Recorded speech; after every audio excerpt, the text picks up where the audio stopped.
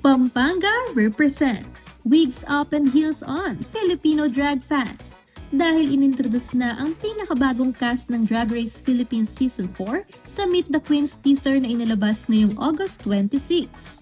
Opisyal nang ipinakilala ang mga reyna ng bagong season ng isa sa pinakasikat na drag competition sa mundo, kung saan kabilang ang drag queen na tubong Angeles City, Pampanga na si Bombalicious Eklaver.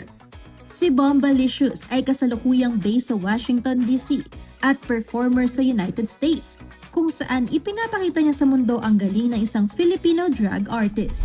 Mekeni, mabuhay Philippines! My name is Bombalicious Eklaver, all the way from Washington, D.C., USA. But my heart belongs to Angeles City, Pampanga!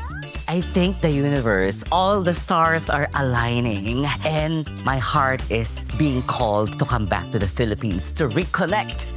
Bitbit ang Washington, D.C. at ang probinsya ng Pampanga.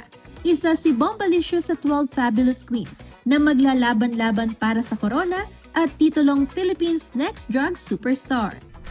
What motivates me to be in the competition is for myself. I already helped and pursued a dream for my family, but this time I'm choosing myself because this is a dream for me.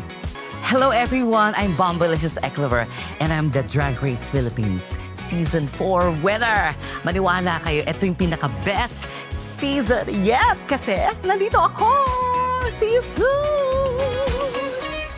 Hosted by Philippine drag icon Paolo Mama Pao Ballesteros, nakatakdang mag-premiere ang bagong season ng Drag Race Philippines sa September 25.